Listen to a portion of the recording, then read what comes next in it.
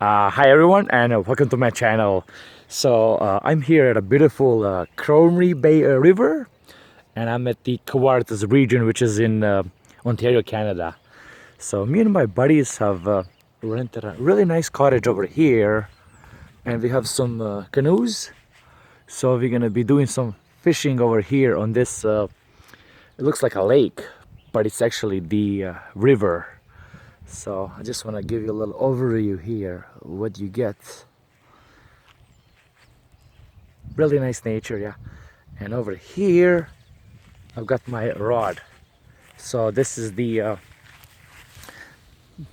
setup that these guys tend to run in this area. There's also pike, largemouth bass. So there you go, my 5 feet rod. Yeah, and this is the water over here.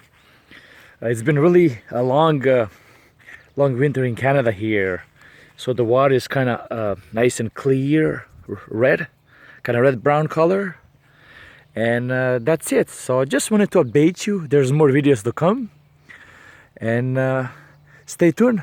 There you go. Like, subscribe, and take care. Bye bye.